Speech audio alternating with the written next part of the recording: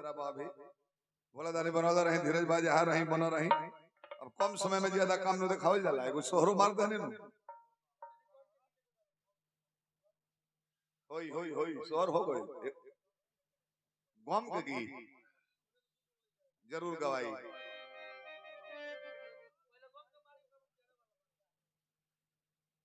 एगो जाड़ा वाला भी गायब एगो गम वाला गायब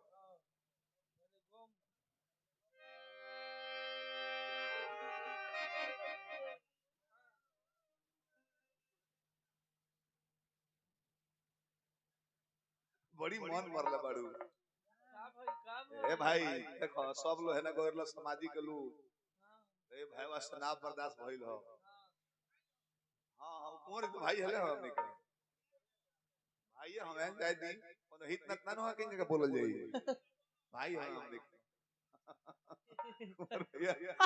धीरज में गलती कोई नहीं कर सको पर ओरा चलते गावते न तो एक गाना के हम जवाब देबे नहीं बाकी हाथना गंदा नाचा चल बाबा कहत रे कब हेता खड़ा रहले ब्रेक मारे तो ठेक गइले 4-5 बेर चले लइके घूम के देख री मूर्ख आदमी छेछरा कहीं का छेछरा खुद को खड़ा होने का जगह नहीं है बीच में किसको खड़ा कर दिया है छेछरा बहाया कहले रहले है एगो जादव जी बाड़े जो वहिया कहीं कर चेला गर्जन चौधरी के भाई हमें चचेरा आ 1.5 क्विंटल के वजन बा बाबा हाथना चाउर खात ले आई जानते बनी कौना क्षेत्र के हवे 3 कट्ठा जमीन रलो हो गंगा जी बालू को दल बड़ी टमाटर ककरी रोपाता जान जाए के ओमे पहले के रीत 1 किलो चावल खा जाता 1.5-2 सौ अभी सीखत था कोई तो डांट भगा दो कहले के बड़ी सेवा करेला केंगा हई बबू आइल बड़े गुड़ कम दाबे लालो जोड़वे धके दाबे ले से चलावा जाए शिक्षा परत परला पेट पर पोइट के दावत से दे ले कहले कि हमर सेवा करला हम ना मना कर हम कहीं कुंवर भाई वो तार सेवा ना करेला कहले कि ना ना हमर से कोनो बात नहीं हम कहीं 2 गो सवाल पूछ दो पूछिए बताइए तो रहे तो भगा दी हम अब गरम बड़ी कुंवर है एकदम तलफल गरम भइल बड़ी एकदम जादव जी इधर इधर इधर 2 सवाल पूछूंगी सही उत्तर दोगे तो रहोगे नहीं तो खेद आ जाएगा भगाया जाएगा पूछी पूछी मलकिनी पूछी तो तरकीब बताओ कि दुनिया में सबसे भारी चीज क्या है अब तो टेंशन में पड़ गया जादू जी का बताएं जेसीबी बताएं कि बिल्डिंग बताएं सीधा दिमाग बोलो बोलो सबसे भारी चीज क्या है मुंह से ना बोलो ना इशारा से होता है कि दुनिया में सबसे भारी ये महाराज जी बानी देखली मलकिनी ये महाराज जी सबसे भारी बनी कैसे प्रमाणित करो कैसे कैसे अरे कैसे भारी बड़े नु कोनो कारण बस एक बार अगर ढह जाले अरे तो बिल्कुल सही जवाब दिया है चांस है रहने का दूसरा सवाल दुनिया में सबसे हल्का चीज क्या है अरे बोलो ना बोलो प्रमाणित करो मलकिनी भारी हुई है कहीं और हल्का भी है कैसे अरे ई कैसे बस कहना ही नु इतना हलुक हमें कि निमन आदमी के लोग जाई देह पर हाथ धर देबो बे सपोर्टे के खड़ा हो कल की नौकरी पक्की रहो यही पर हो तो सबसे ज्यादा पानी क्या छोड़ता है जी बड़ी मन मरले बड़ू हाथ ना देर इंतजार करे कहलू हो प्रेमी के का हाल बजल हमार हाल रहुआ एकोली पूछनी हो कि हमार करेज पे का बीतता रहुआ तो अपना देखनी हो खाली हे जान का करे कोई तहर दर्द सुने खातिर हमार दर्द सुने खातिर करेज पर पत्थर रखे के हम तो अपना पर पत्थर धरबे कुंवर जी एने आवा तारा पर 2 गो रोड़ा धो दी छोट पर रोड़ा आज के बाद आपन आपन रहुआ आपन देखम हम आपन देखो अब अपन अपन देखल जाई हां साल भर पहले तू हमार देखत रहू हम तहार देखत रहनी कौन छी मुहावा कौन मुहा है का मुहा जी भी नहीं मैं ललका बोलो का बोली हमरा से कुछ बोला था बाबू अपना लायक दामाद खोज ले ले बड़े अरे बड़े बाबू जाए तो छोड़ा उतार बाबू को हमने के समाचार पूछे चाह तार का मन बा हम अपना माई बाबू के बात ना काटो काहे मत कटियो रउआ हमारे के भुला जाई आज के बाद सपना में याद मत करो हम तो तारा का भुला जाए बाकी दिक्कत होला जब भाई छोटे लाल महतुआ के याद करेलू तो कह का बता दो हमार दूसरे जगह शादी होता वो इंजीनियर से इंजीनियर से हाँ कौन इंजीनियर सॉफ्टवेयर इंजीनियर हाँ सॉफ्टवेयर इंजीनियर से करो तारू हाँ आहे पुराना हार्डवेयर इंजीनियर मैंने कौन पसंद करो मूर्छा लग गई चल भाग काश कोई खुशियों की दुकान होती उसमें मेरी अलग पहचान होती दे देता तुझको जमाने भर की खुशी चाहे उसकी कीमत मेरी जान होती कोनो फायदा बाना पत्थर की पूजा कर बैठे हम भी नादान थे पत्थर की पूजा कर बैठे हम भी नादान थे इनकी फिक्रों समान जान थे वक्त ने खिलौना बना दिया वक्त ने खिलौना बना दिया वरना एक दिन हम भी किसी की जान थे तुमकरा से शेर बोले कहो ना गुलाम तरबूजा खाबो दिल दीनो रतिया रोता अखियां ना कबो सोता याद कर लई कहे बताओ दिल दीनो रतिया रोता अखियां ना कबो सोता दिल दीनो रतिया रोता अखियां ना कबो सोता धीरज बाबा लब करब नहीं दादा हम याब से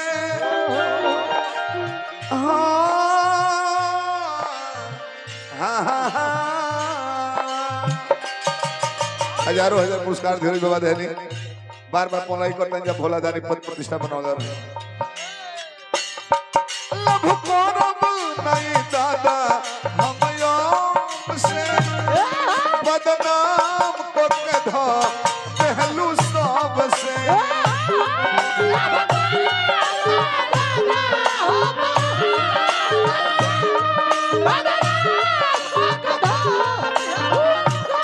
हे लभ करब नहीं दादा हम याम से बदनाम को कधा पहलू सब से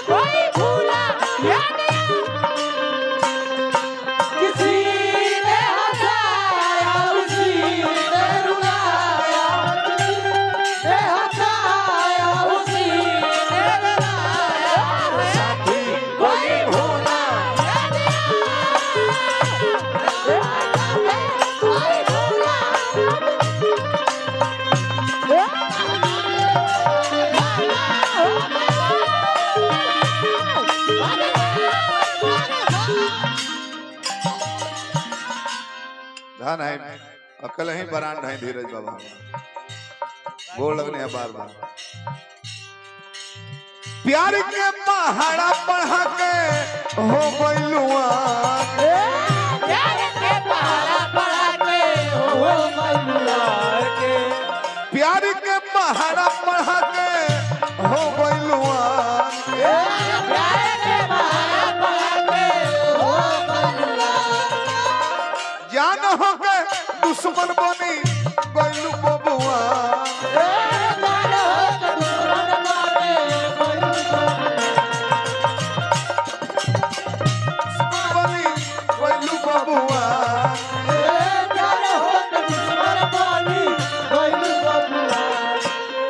कौनो बात ना माइक बोलौल तो तार पुरान आदत हो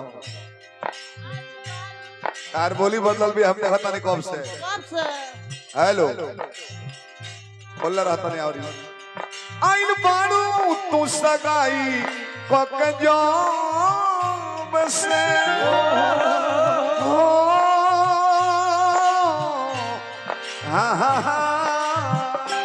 संगत का प्रभाव हो रहा है मनु बाबा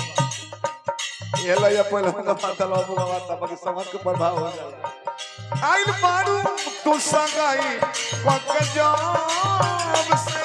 बदनाम पक धाम बिहलू सब से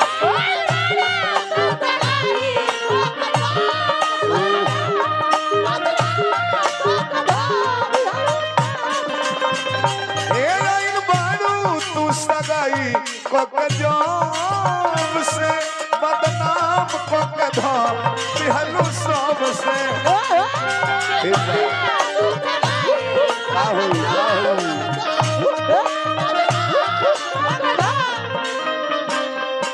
रूह को चैन से वो खुशी बन गए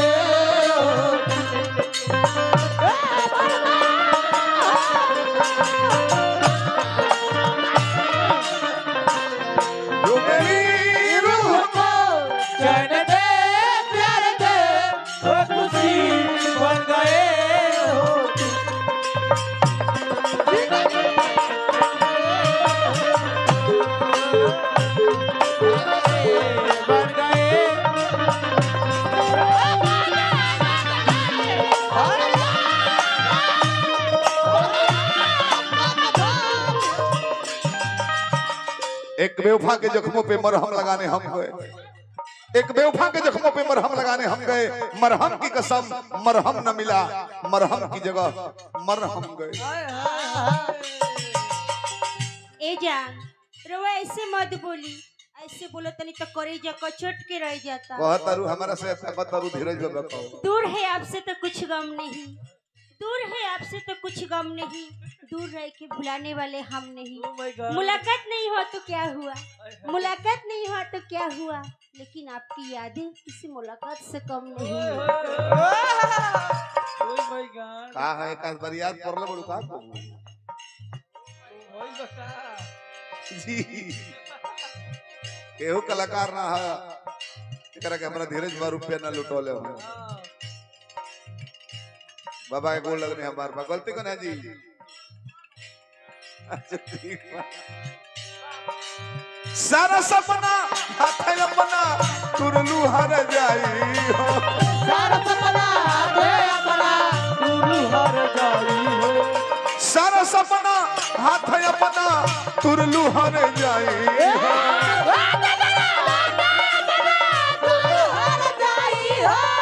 रह जाओ धीरज बस को बात कह बाबा कुंवर जी में एक दिन भेज दे जूली के नाचे खातिर तो ये कहता रहा कि आज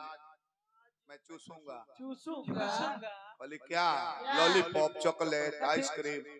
तो इशारा से कह जाए कि जे देखो तो वह बुझ है बोले कि आज मैं चूसूंगा कहले बोलो क्या कुंवर जी कहले कि मैं ये मैं चूसूंगा तो ये कहले कि नहीं नहीं बोले ही 32 से 38 हो गया है और नहीं बढ़ाना है तो ये रामायणी की भाषा में समझाता रहा कि पागल हो चूसला से बढ़े ला थोड़े चूसला से बढ़ी तू डांड में लपेट ले बाबा जूली को बुलाओ तो नहीं बदल के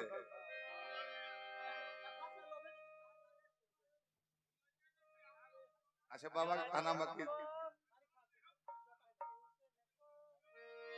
टाइट मत बोला तो प्रेमी जब खिसिया जाले जीवन भर प्रेमी लो नहीं होरा करेला बाकी जब खिसिया के बोलब वो जब टाइट हो जाई तो जो है कि फाइट शुरू हो जाई बोले के कहतनी टाइट अबे तो बोला के गोली मरवा दे अच्छा बोला के गोली मरवा दे जाए तो हमारा के माने लू भाला हमारे सब अपने में मरवा दी हो गोली भाला भोगी दे जा मार दो तू गोली बोली तो कुबाली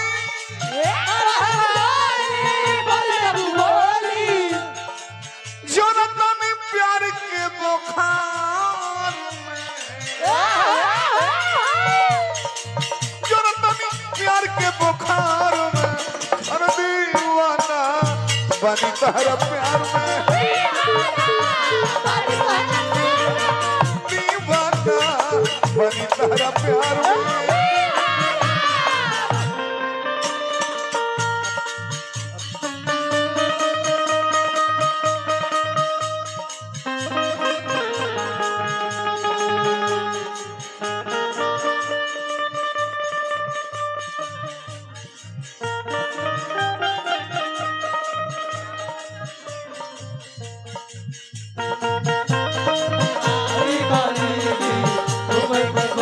ये कुल्ली खलपाना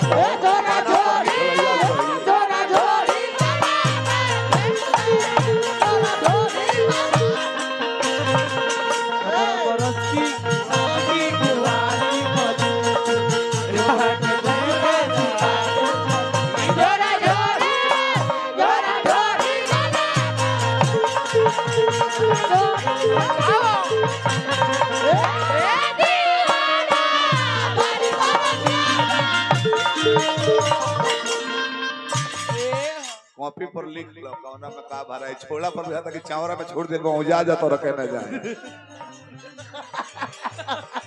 हम गाओ तनी गाना के अंतरा तेरे दिमाग में बैठा लगे बात का बजाओ को तू साफ हो जा जा तो बेहतर कोनो एयरपोर्ट पर छोड़ दे हलवा फील्ड में ले जाके तारा पहले ही दिमाग में धल होई बजाओ पावे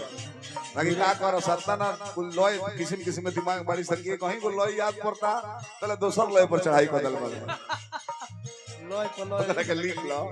तो हम ऐसा अभ्यास बने कि हमरा जहर ना होला हम केहूंगा गाली ले तो नया लइकन के फेरा में पर जे बताओ उहे फोन कर दिया सब हम जा मतलब लय मारो कहत लाली लाली उठवा छुए ला लोलैया कतना ले गोरी गोरी दिल से बड़ई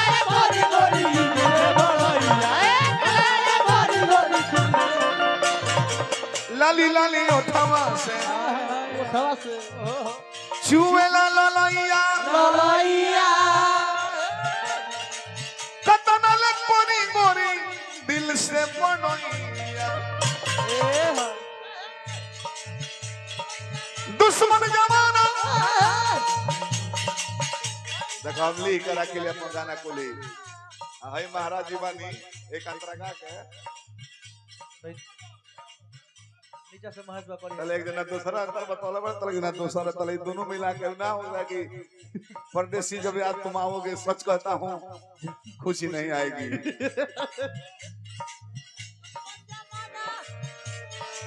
दुश्मन जमाना भइलबा बेगाना एही में करेलु तकरार तू बेकार में करेलु तकरार तू बेकार में दीवाना बनी तहरा प्यार में दीवाना बनी तहरा प्यार में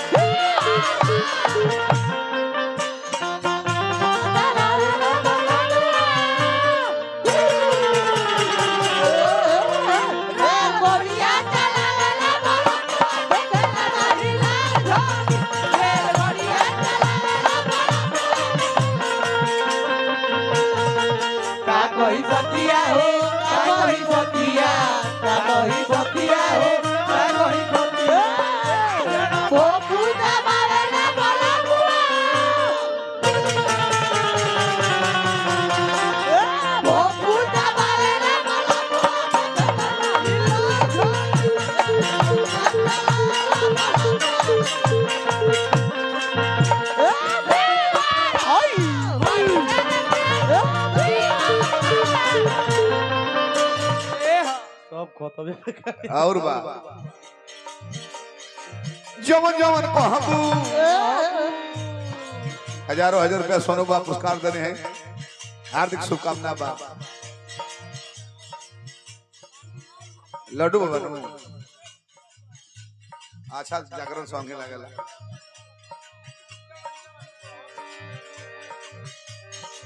जवन जवन कहबू तमन तमन करम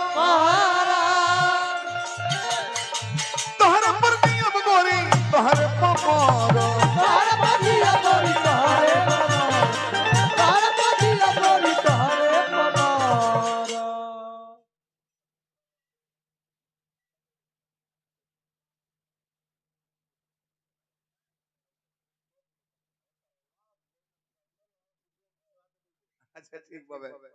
दर्द में एकदम आ जा हां गम वाला एक लाइन हो भइल एक हां तरह के 3 गाना उतना मगा जो उतने समय में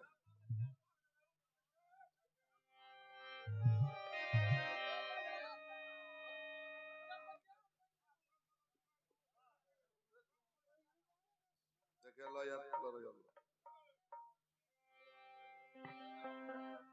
बाबा का फरमाइश की थई धीरज बाबा के बहुत गम में बानी बाबा है पर हमने पता नहीं पहले बाबा प्रेम होता रहा 20 वर्ष की उम्र में 18 वर्ष 25 वर्ष में एक घड़ी धीरज बाबा देखता नहीं बाबा ए बाबा एक घड़ी का प्रेम देखता नहीं हम लोग कि ज्यादा पकल के दाढ़ी ले लो का प्रेम होता है जी किसेबू तो मर जाए तड़प के